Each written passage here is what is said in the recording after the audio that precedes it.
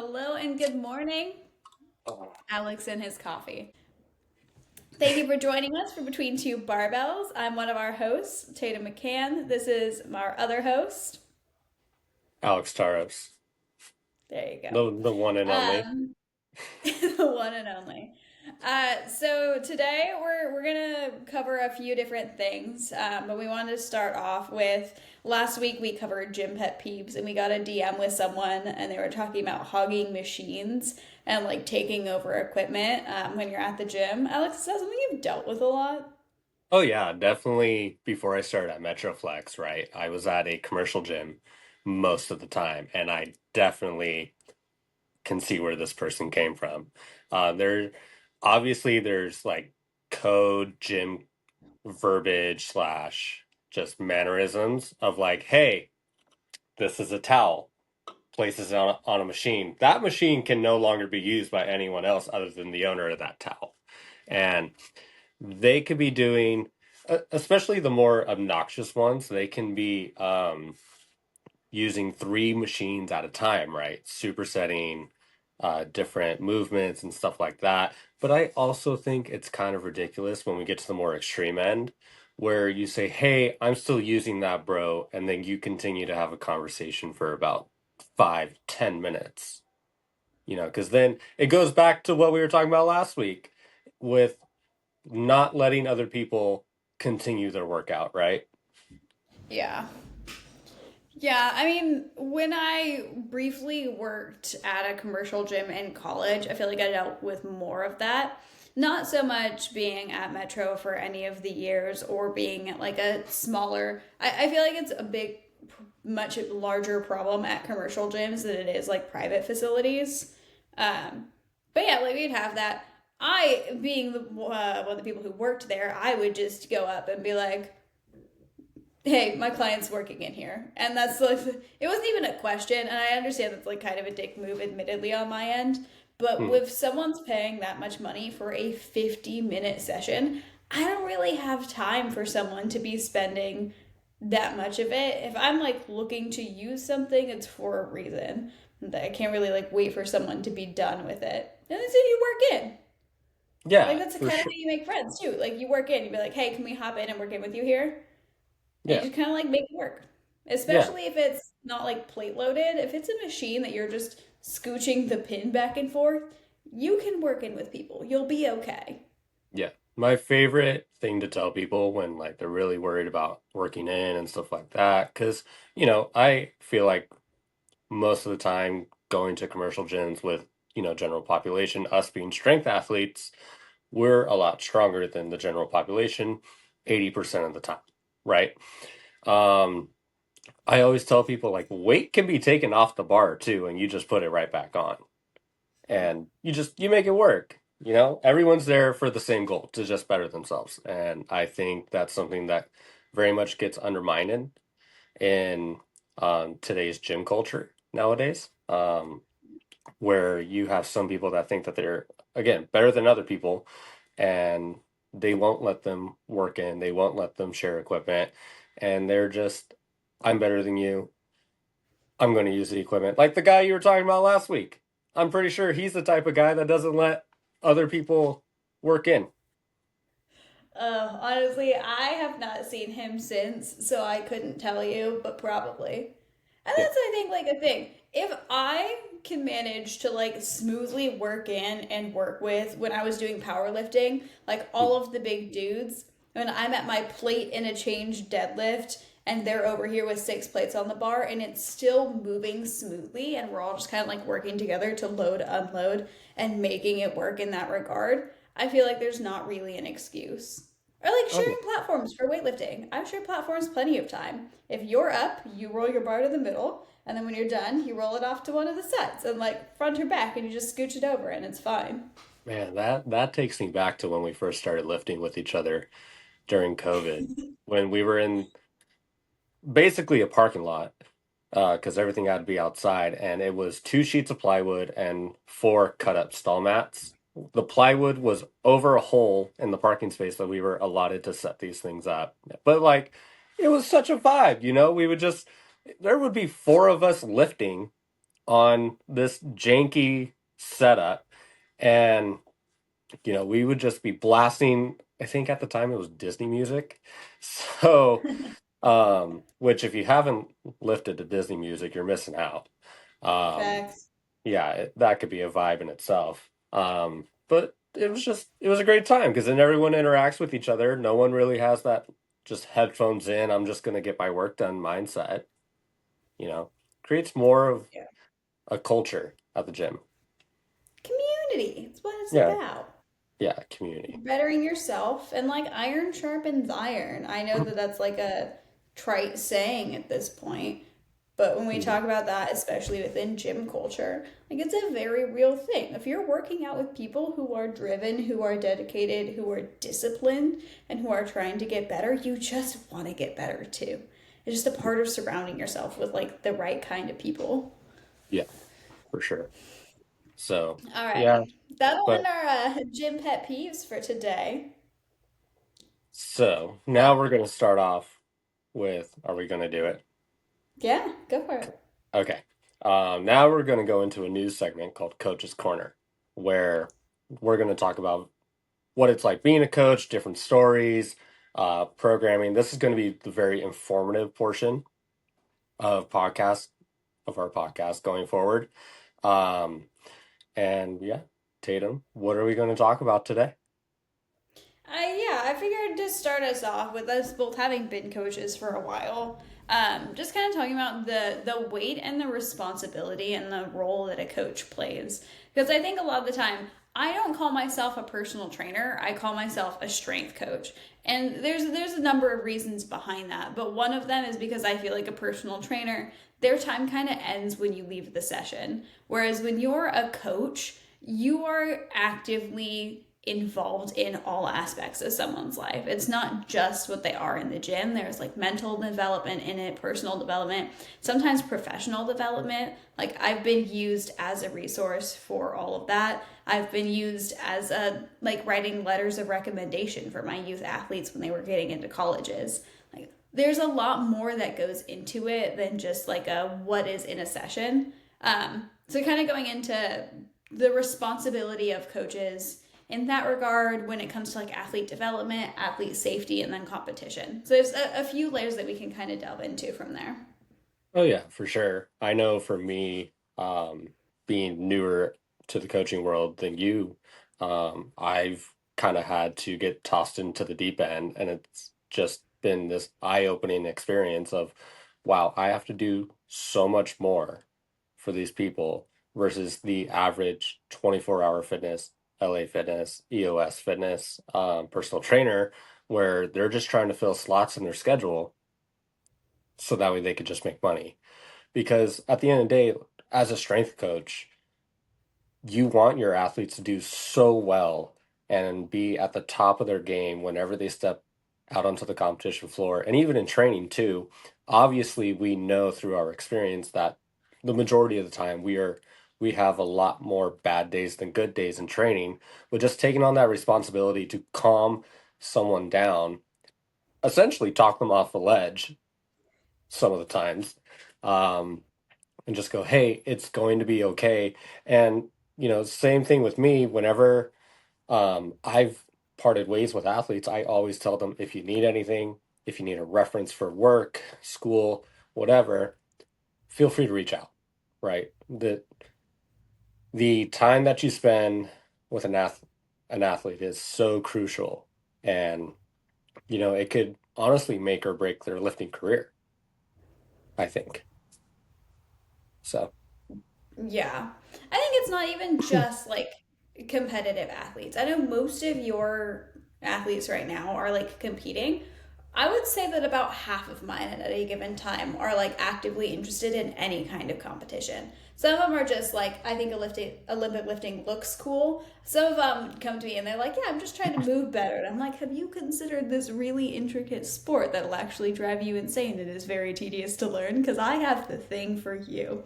But when it comes to mobility and athleticism and coordination and explosiveness and strength, Olympic lifting takes care of all of those things. It hits a lot of those ticks. There's a reason it's used in strength and conditioning training. and not like it is not just its own sport. It is also utilized by like strength and conditioning coaches for youth through collegiate and even professional athletes in some regards.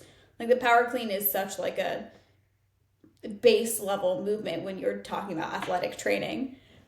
But even outside of that, when you're not talking about competitive athletes, you're still in charge of, and the impression that you leave is someone's health and well-being. Like it's not just competition. If you're driving someone away from the gym, if you drop the ball as a coach and make it so that someone doesn't like working out anymore or isn't interested in it, that could have long-term consequences for their health. And I think that that's something that we fall in line with personal trainers in that regard is you really are affecting someone's health and longevity and everything that goes along with that. Like if someone gets like seriously injured under you, that could affect their ability to work from there on out. Like there is Mhm. so much weight, not to like be a little punny here, but there's a lot of weight that we hold as coaches when it comes to like in regards to our athletes. Oh yeah, for sure. I know recently I had my first very like significant injury on the competition floor with one of our athletes. And he was a newer athlete with us, had been lifting for forever. And just it happened to just be the day where he tore his bicep on the first event. I felt terrible after that. Even though he was working with me for less than a month, I felt like that was on me, which in the situation, I was also competing that day. So just coming at it from a coach perspective, it's like, did I cause this? Was it my programming, my training, my progressions, my load management that didn't prepare his body enough to where it said no? He, granted, he's making a fantastic recovery. He's gonna be coming back. Like it is amazing how fast he's recovered. But in the moment, it was that just sudden shock of what happened? Did I cause this? Oh my gosh, I'm overthinking. It's all my fault. Yeah. Yeah. So, I think in my, oh goodness, 9 years of professional coaching, I have one instance where an athlete like seriously injured themselves when I was right there. And it wasn't like anything preventable. He was doing deadlifts. We've had some back issues before. Load was manageable. We were only at like 75%. Form was there. There was no like reason for it, but just like pulled and then back went and like could not stand up from there, like no idea what happened. And of course I'm like, oh my goodness, I am recording this lift because we're going over some technical cues on it, and there is no indication that anything would have happened, but he just like that was it. And I was like, oh my goodness, I've just like seriously permanently injured this, and I'm spiraling while trying to make sure that like he is calm and like, okay, let's test out, are we having any numbness, are we having any tingling, is it sharp pain, is it stabbing, how would you describe it, what is our level from 1 to 10, and kind of like working through all of that. And he just like ended up taking some Advil and using a heating pad for like 2 weeks on and off, and it eventually like released. And honestly, I'm not a medical professional. I don't know exactly what it was, but after that, we went back to deadlifts and we worked our way up from like a very lightweight, making sure that we were helping to build his like mental confidence with the movement that did hurt him alongside the like physical strength that you need. And it was totally fine after that. But like the immediate like, oh my goodness, I just messed up, I just hurt someone, that can happen in an instant, it's terrifying. oh yeah, absolutely. There's no worse fear as a coach than having to say the words, I think I just hurt someone.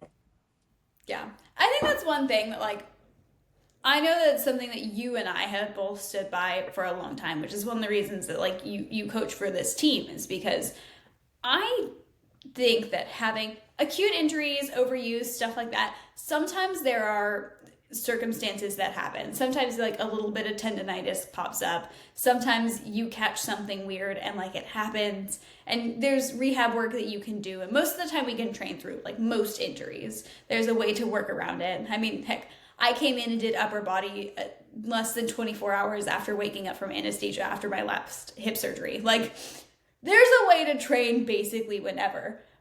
But I think that it goes to show with our like combined years of experience how few athletes we've had ever seriously injured.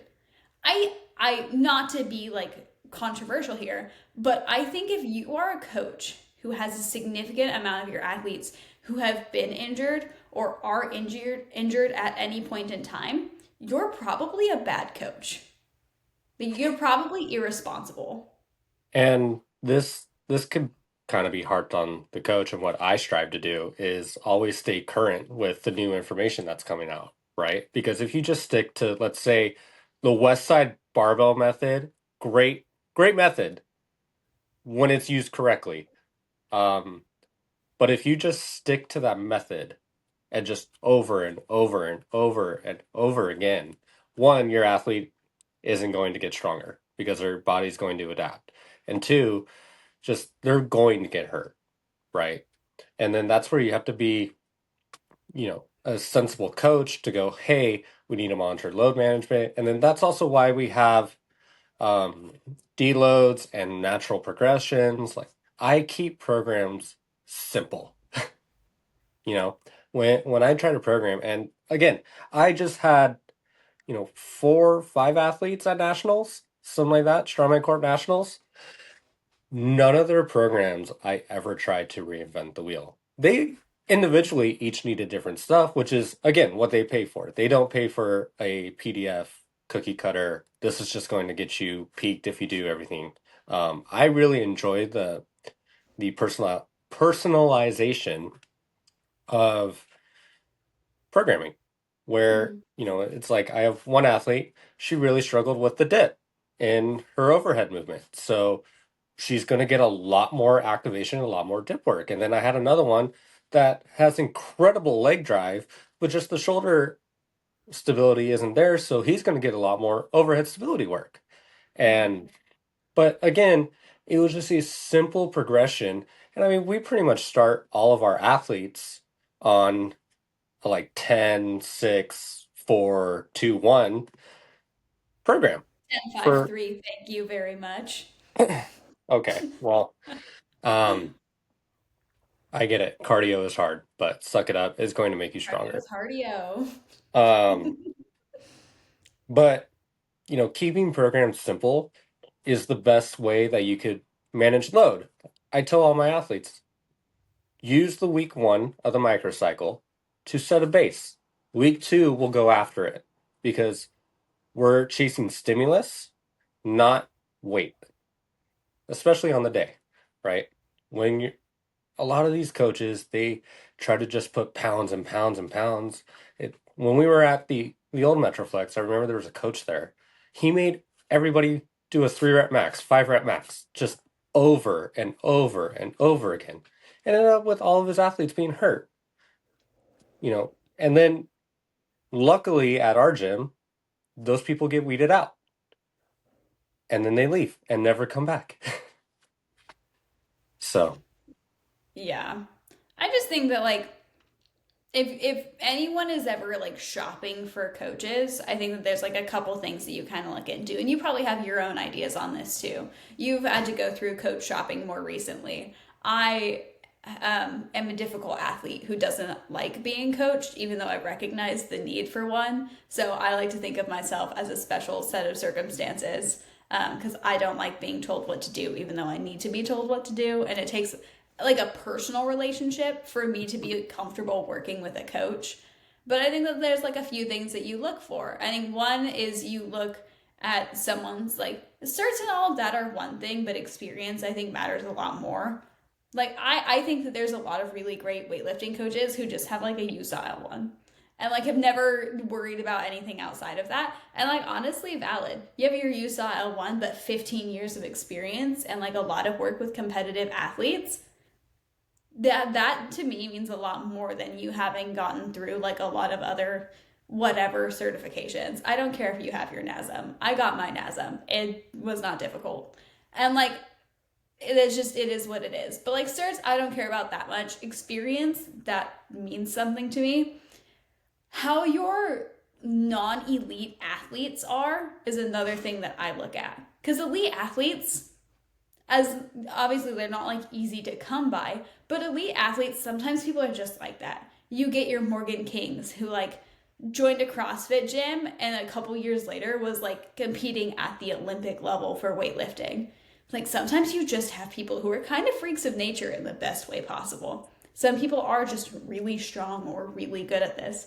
But I want to see how you are with like your mid-level athletes. I want to see how you're improving on people who are not particularly athletic and don't take to it easily. If I can see their journey, that's going to mean a lot more to me about how you are as a coach than anything else. And outside that, I want to see if a bunch of your athletes have injuries because Yeah, that means that you're probably not managing load very well. yeah, for sure.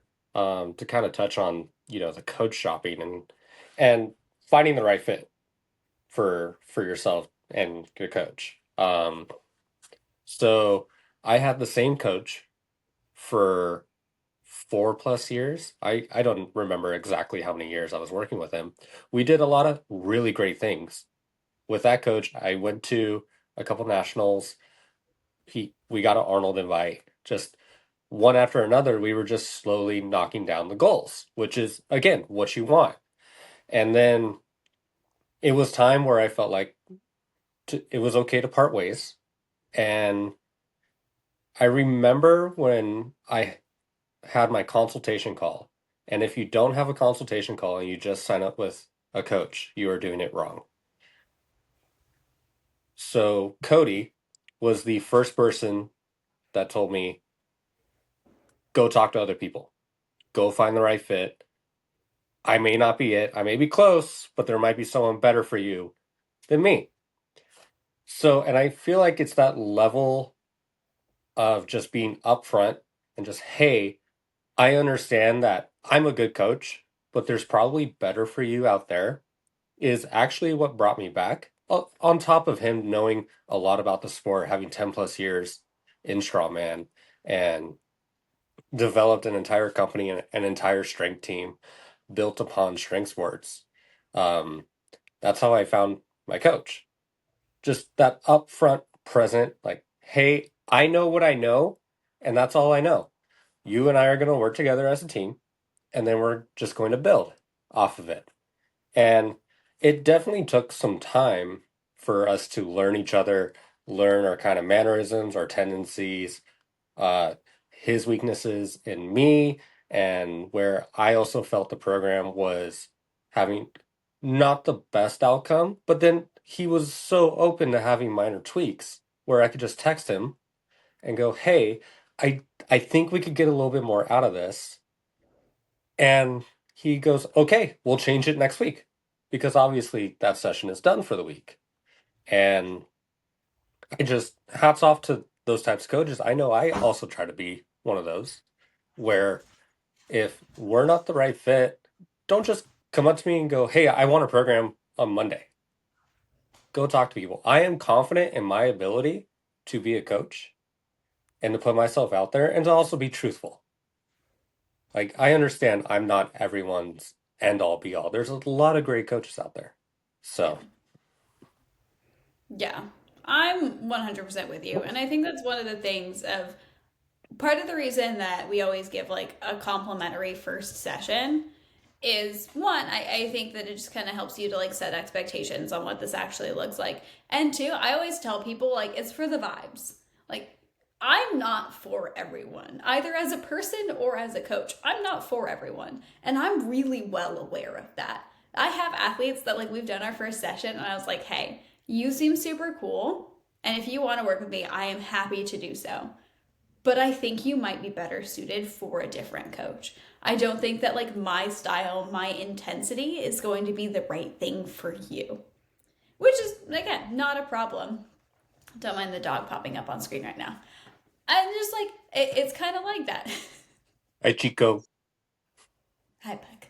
Um, and I think that it is kind of like it's almost like dating. Like you're trying to find the person who is the right fit for you. And sometimes you do outgrow a coach. And I don't think that there's anything wrong with that.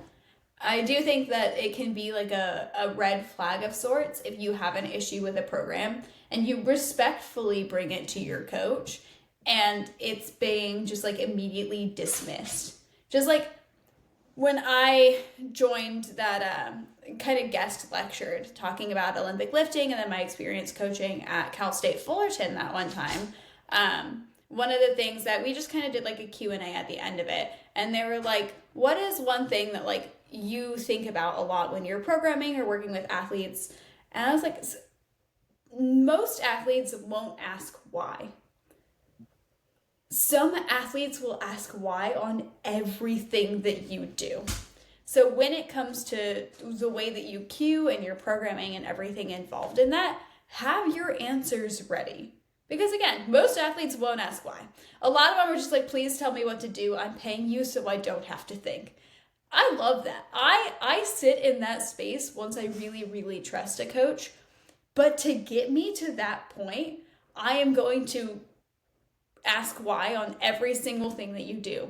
Why are we using an SSB instead of a barbell? Why are we using a trap bar instead of a barbell? I just like barbells. I cannot be more clear about this. Yeah, that's calling you out. He made me do SSB a bunch of stuff, and I didn't do the program because I don't like it. Yeah, you terrible athlete, didn't do her program, went off program before she called it I didn't quits. go off program on the days You that you told me to, except for where you I had like equipment limitations. you did 1 day of the program. I did 4 days of the program. No, you did 1 day. Yeah, I did 4 days of the program. And you complained every All 4 of the exercise days. Yeah. with every exercise. Yep. And see, here's the thing. Now we're gonna debate.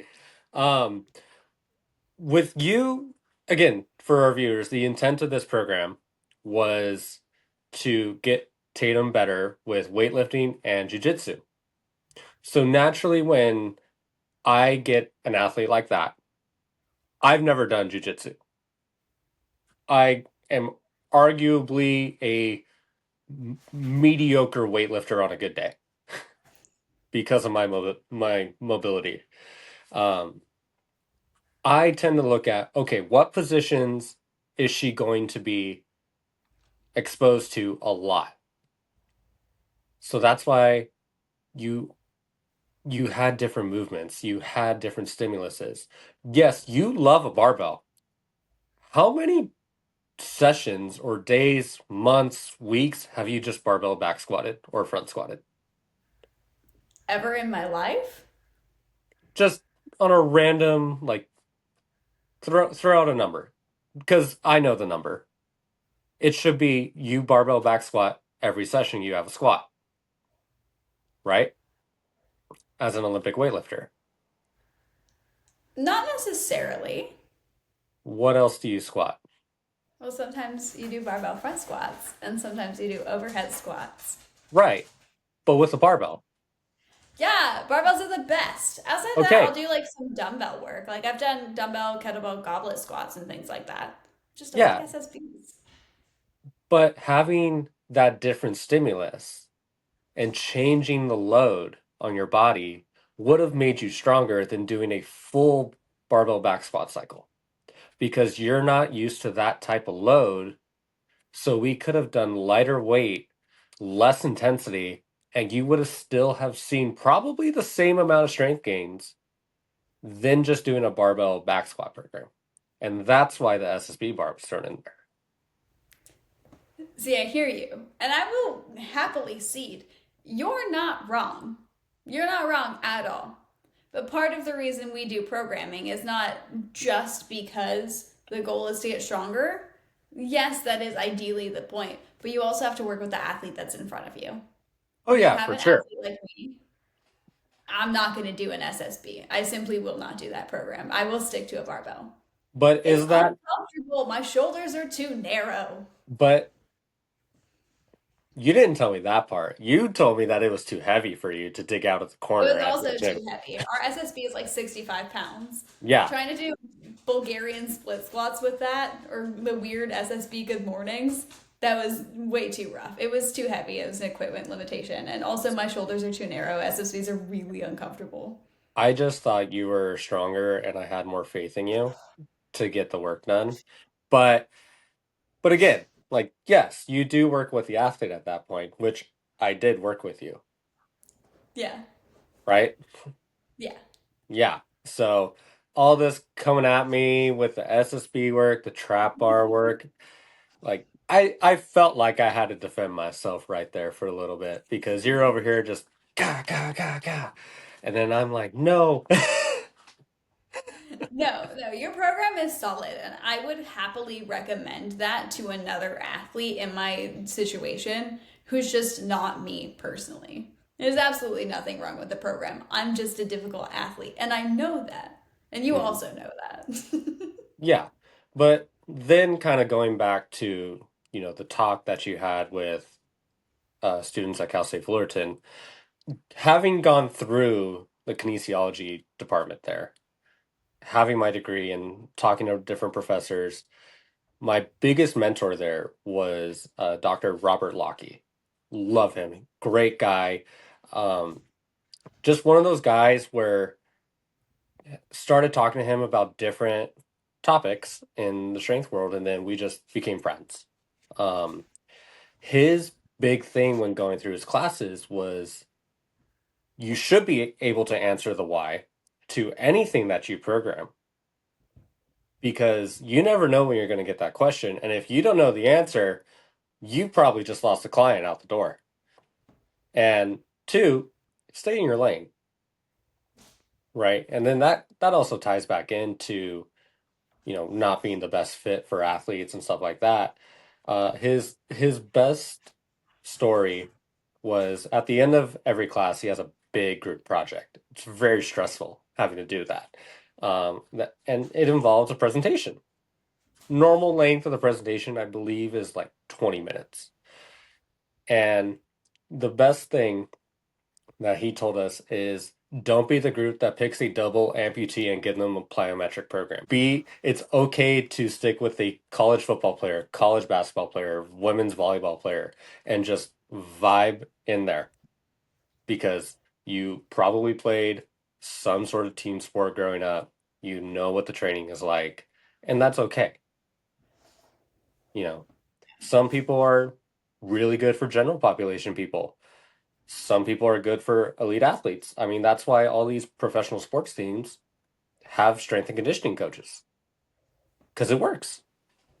Yeah. I think that's an area that I, having been doing this for so long, have had like a really big shift in my ideal clientele.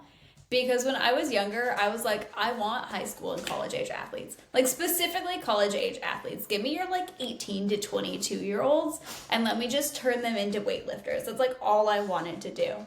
And then as I've spent more time coaching, one, I love my like middle schoolers. You give me like a middle school to high school kid, I feel like there's such an important mentorship there.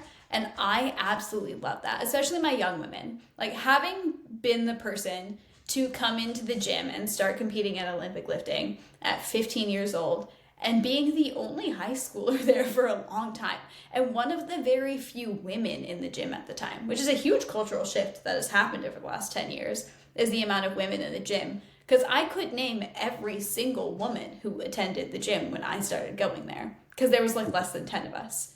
For this entire facility, there was less than 10 women, and my little 15-year-old self was one of them. I love being the person who like I wish that I had had. The one who will like speak confidence in you, who is going to like try and push you to be more disciplined, who is going to start lecturing you about the ennui and existentialism at the same time as I'm going to try and like get you to get your grades up and like we're going to hit all of the things. Like I love that. But the other side of loving like youth athletes for the mentorship aspect of it is I love my like Gen Pop 50 plus year olds. Like I never thought I would be that trainer. I was like, nah. Like I like my young athletic ones. I love a master's athlete. Love a Mhm. master's athlete. And especially like people who feel like they're so far past being able to be at their physical peak.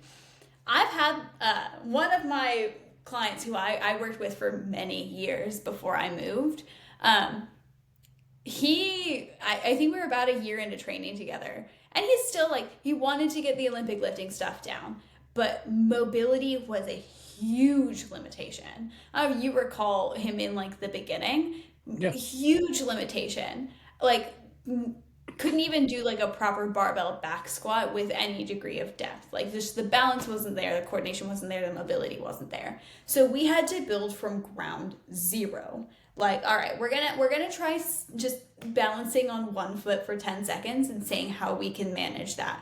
Like, no weight, no load, no anything. We're just gonna try and see if we can get your body in a better place where we can build from there.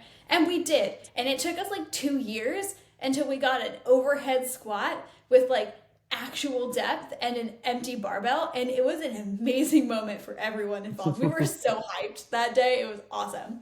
Did you But cry? about a year in, he was like, hey, I just want to say that I have never been able to train. He's been going on and off. This is a man who's in his like middle age. He's in his mid 40s, if I recall correctly. He's like, I've been training on and off since I was in high school, and I've never successfully spent 6 months of actually going to the gym before having some like huge injury that I couldn't recover from and had to take 6 months off. Mhm. So having the like, hey, one, and I think that's probably a big reason why is because we had to take a lot of humility pills and start off on like a, hey, you're not where you think you are. I know you can bench a decent amount. That's awesome. You need to be able to balance if you want to weightlift though. Like you So, need to be able to do a lunge before you can do a snatch. so bullying. That wasn't even bullying. Though. No. I'm still on the case for bullying. Don't get me wrong, but I think that there becomes a delicate balance when you work in an industry like this, where you want to be encouraging and kind and get people to like really fall in love with this, but at the same time, I'm not gonna feed you BS. I'm not gonna Yeah. be like, yeah, absolutely. You're an athlete. Let's get you competing in 3 months. I'm not going to do that. Yeah. If you're not there, the answer is no. I spent my first 3 months of Olympic lifting with an empty barbell, Mhm. exclusively an empty barbell, just drilling and drilling and drilling and drilling and drilling and drilling and drilling, and like passive mobility work every single day.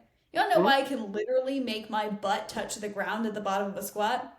Part of it is admittedly femur length, and part of it is I've dedicated and it's just an intrinsic part of how I am now that like my hip mobility work will always be there. Mhm. I hang out in the bottom of a deep squat all the time. I just like to Mhm. perch. And you've seen that. I'll sit there coaching just like in a squat because that's what's most comfortable. You have to accept where you're starting, and a good coach shouldn't be feeding you rainbows and butterflies if it's not rainbows and butterflies. Oh yeah, I for think sure. that's hard because you can lose clients by being honest with them. You definitely can because no one want no one wants to hear the truth, right? The truth hurts.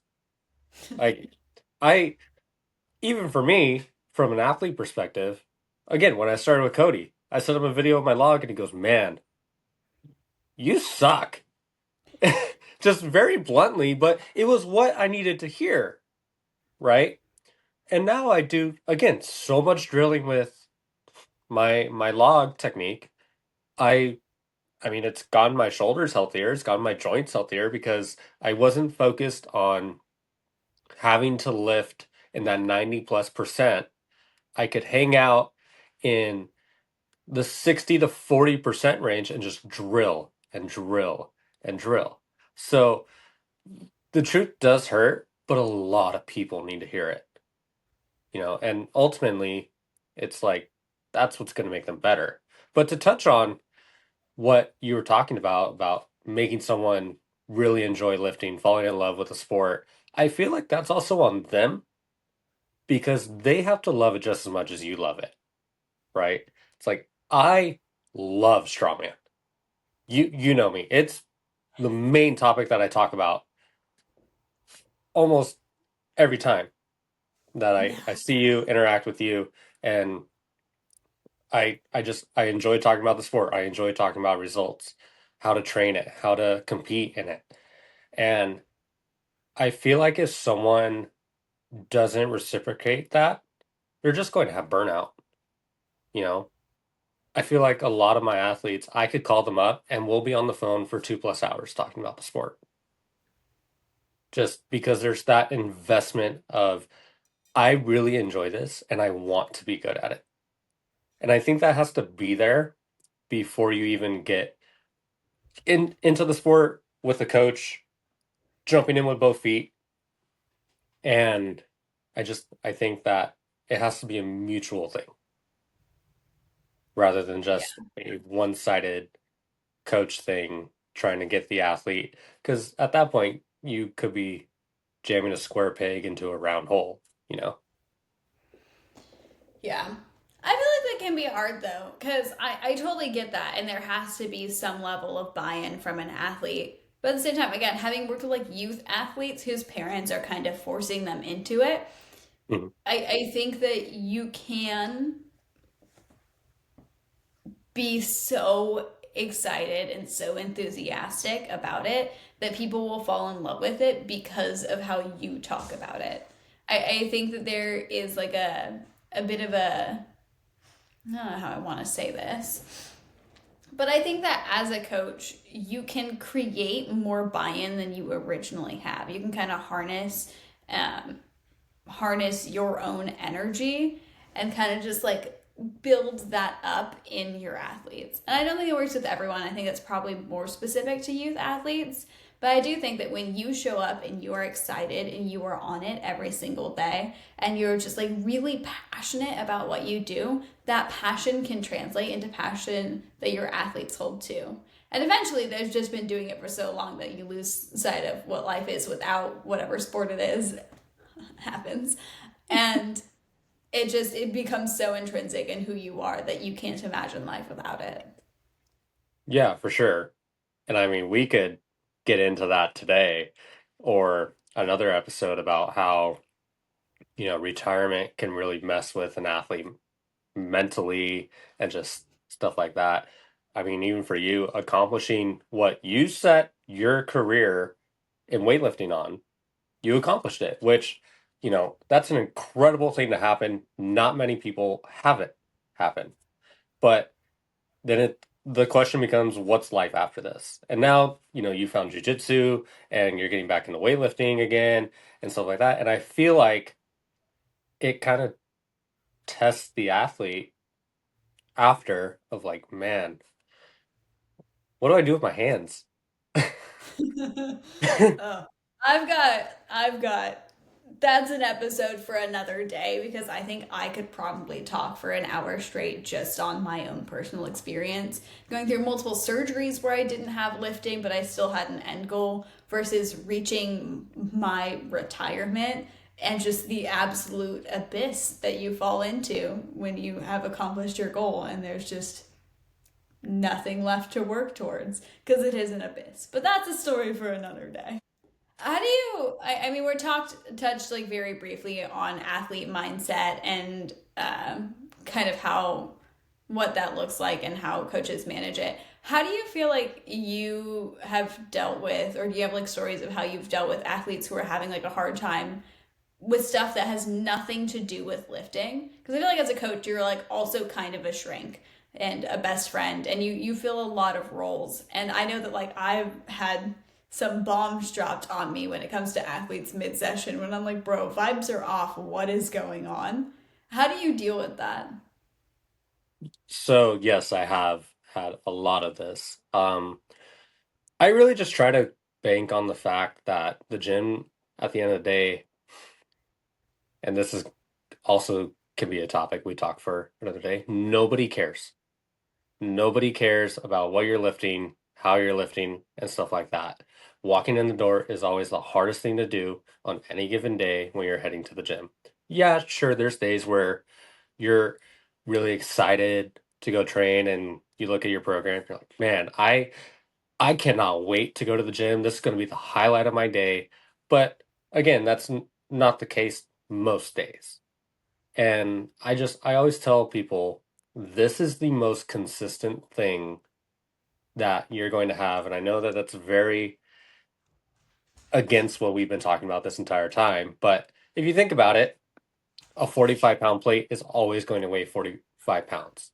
A barbell is always going to weigh the same. Kilo plates are going to weigh the same, stuff like that.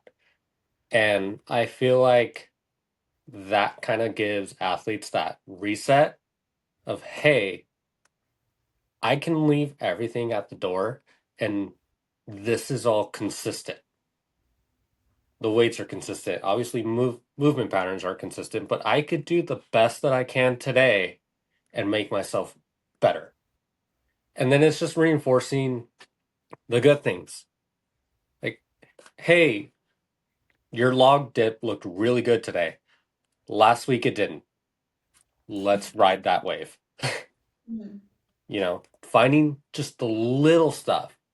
And that's kind of what one of my mentors in strength sports growing up, Brian Shaw, like no better guy to look up to than that when it comes to strongman.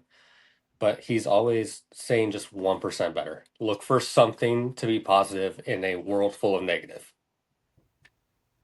Because at the end of the day, you could either let the negativity drown you and stuff like that. But I always try to prep our athletes to, no matter what day it is, be able to flip the lights on in the gym and just get to work. No music, nobody around. Just, you should be able to do that, I think, as a strength athlete. Yeah. And I'm with you 100%. I think that the old like sound that was going around on TikTok, like, what do we do with our feelings? We put them in our muscles. And what if we get more feelings? We get bigger muscles. Like that, the amount that I have quoted that with my athletes, that snippet of like, what do we do with our feelings? We put it in our muscles. Has gotten people through breakups and divorces.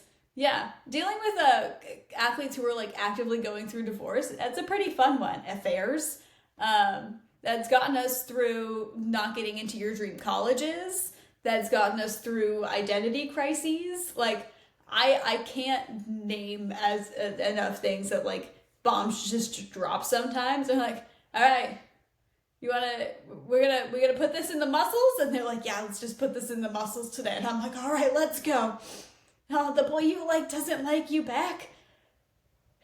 Want to max out your clean and jerk today? And like sometimes that's just all you have, and it works. And like I, especially when I was competing, I think you've been with me for some of the sessions where like it's late at night and the gym is closed, and I'm like, hey, I need to go lift. And it's not even for like the physical benefit. Like, yeah, the physical benefit is there, but like I just need to go lift. Like there's too much going on right now. I need to not talk to a soul and just throw heavy circles over my head. And that's Mm, the only coping mechanism that I have that's going to be beneficial right now. Because there's a lot of non beneficial coping mechanisms out there. But it, like, having physical activity for a number of, like, you have your hormone and neurotransmitter releases going on to like make it something that makes you feel better, but also just knowing that you can do hard things and putting yourself in the position of like elective stress, which we can get into elective stress on another day, but the idea of putting yourself in a purposefully difficult position and then working your way out of it proves to you both like physically and mentally that you can do and overcome hard things. And I think that that benefit of being an athlete is oftentimes overlooked, but it's a very real thing. You can get through some like really big life problems by just creating tiny microcosms of issues and struggle within the controlled environment of athletic training. for sure. And, it's like with me moving up a weight class, right? And then this is going somewhere, I promise. Um, Moving up from the 80s to the 90 kilo weight class. I had originated myself with the 80s and I didn't want to train. I was for sure in a position to where I could go in and throw some weight around and stuff like that. But I didn't want to train, nothing was going right. And I'll, I was like, man, do I still want to do this? But then I started telling people this, and then I also applied it to myself. There, and there is someone out there that wishes that they were in your position, right? And this could be applied to, oh, my lifting session is going terrible, to even me. So, like when one of our athletes is having a bad lifting session, I've stopped them and I've said, hey, there is someone stuck in bed somewhere on this world that wishes that they were in the gym having a shitty day. Genuinely.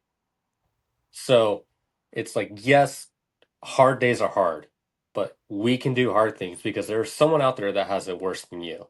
You should be grateful that you're able to go into the gym whenever you choose to and be able to lift and move and stuff like that because there's people that don't have that luxury, especially going through my physical therapy assistant program. We are like going through inpatient and neurological diseases and stuff like that. That sucks. I would never wish any of that on my worst enemy. So again, finding that kind of passion and just being able to go into the gym is something that is truly incredible. No, you're talking about kind of the fact that like we have the ability to do it. So like yeah, sometimes it's hard, but let's not dismiss or take advantage of the fact that we have the ability. Like we're physically capable to go in and miss lifts like Yeah, safely and then you get to like take it again next week. But like not losing sight of the fact that I think not to be cheesy, but you've met me. I think I posted on Instagram this past week about like how privileged we are to choose how we struggle. Because like I was having like a getting back into weightlifting and just like missing and missing and missing is a snatch balance overhead squat thing complex. And I was like, okay, like I feel like I'm probably like close enough to my old numbers. I am not, in fact, close enough to my old numbers to use them on week one of my post retirement program a year and a half after any dedicated weightlifting. Fun facts. But I appreciate it, and I feel like that's something that I've been working on being more cognizant of is like how blessed we are to be able to choose the way that we struggle. Like I was choosing to be in the gym. I was choosing to do this complex. I was choosing to do it heavier than I probably been doing. I was choosing to create this struggle artificially essentially for myself. But like how awesome is that? Because there's a lot of times that we are going through the mud in life and you're not choosing the struggles that are going on. When you're like laid off of your job or have like a congenitive like disability issue, there's like things that go on that are completely out of your control, and it's an aspect of control that we do get and that I feel like we should be continuously grateful for. yeah. Again, that just goes back to what I tell people. And most of the time they brush it off, but if you actually think about it, you know, life can be very sucky for a lot of people. And it could be over like that, you know, Mm-hmm. having to study diseases and stuff like that that make life end like that. It's wild. And I feel like sometimes the gym gets taken for granted, especially on the bad days. Yeah.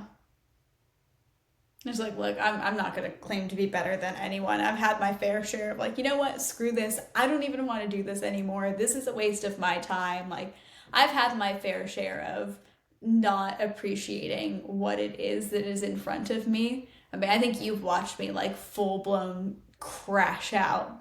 And those, admittedly, usually while I'm in the middle of a weight cut and in comp prep, those are my, like, absolute worst lifting days the minute something goes wrong. But it is something that like especially now coming out of retirement I would not trade for the world. Yeah. And it's like a more recent story is going to the Arnold this year. It was my first time there, first time at a pro-am level comp, an international on one of the biggest stages in the sport, whether you're at the actual Strawman Classic or in the pro-am stuff. I got last. I got last by like 4, maybe 6 points. I don't even remember because I choose to forget. But I remember being so mad that I got last. And it wasn't until I found one of our friends that was competing later in the crowd, and she goes, "Well, how did you do?" And I go, "I got last by 4 points. Like I'm so mad. I felt like I could have done better, this and that." And she goes, "You got last at the Arnold. You made it here. That's something in itself." And I kind of like took a step back and I go, "Yeah, I did. I did kind of make it here, but I still got last. So a part of me is still going to hate that, but at least I got last at the Arnold." Because for those that don't know, in strongman, the Arnold is probably the top 5% of your weight class. It what could be the world, it just depends on who shows up that day.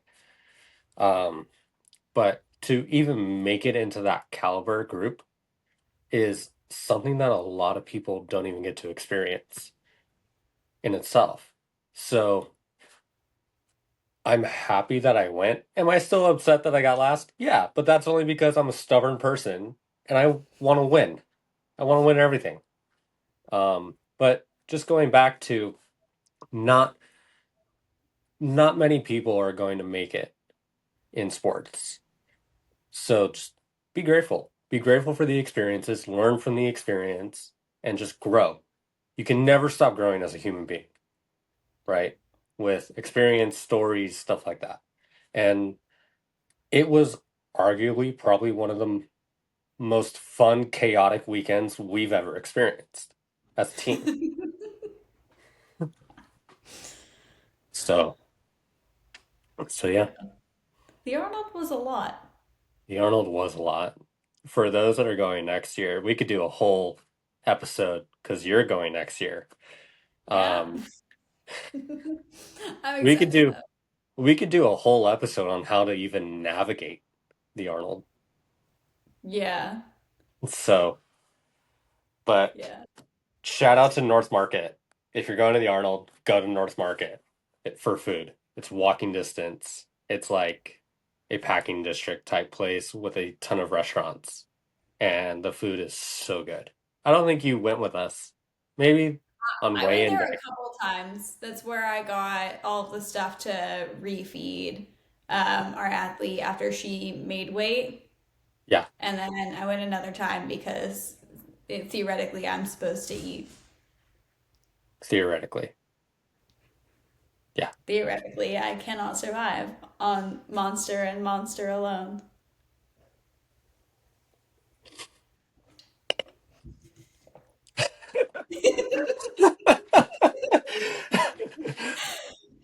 All right, I think that'll just about sum us up for today and our coach's corner. Tune in next week for top five energy drinks. Thanks for joining us. Don't forget to like and subscribe. Again, we'll be putting new videos out every Friday, so keep your eyes peeled as those or new video podcast, so on and so forth. You can find us anywhere you find your podcasts. We're up across the board, especially on Spotify and YouTube, are our main platforms. And follow us on TikTok and Instagram. It's Between Two Barbells PC podcast. Bye.